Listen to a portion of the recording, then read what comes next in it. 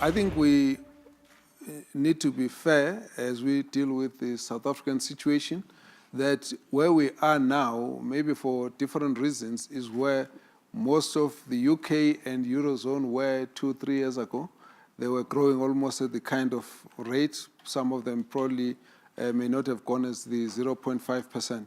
So we always look at the different causes of this, part of it being our interconnectedness to the global economy and the impact that the difficulties that our trading partners would have to where we are as the country. And then, of course, we have to look at other issues internally as to what can be corrected amongst ourselves.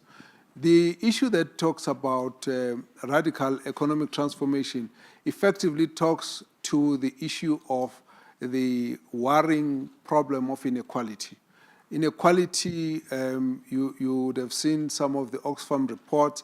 It's a global issue. And in South Africa, it's got a problem in the sense that you do need to have a way of broadening the participation of a lot of those who might have been disadvantaged in the past in the economy as such. But also the economy of South Africa has got a problem of being,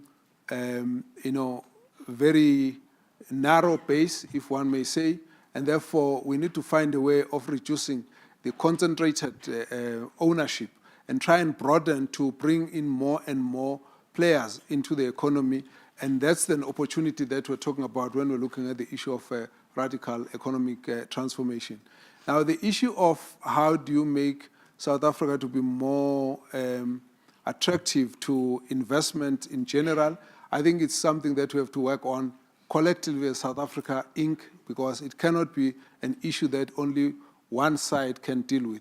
So if you look at what was the focus last year, it had more to do with trying to build the confidence. And the issue of confidence between public sector and private sector has been a serious challenge. And of course, in the last year, there's been a lot more interaction that made it possible for government and private sector to identify and try to solve some of the thorny issues that the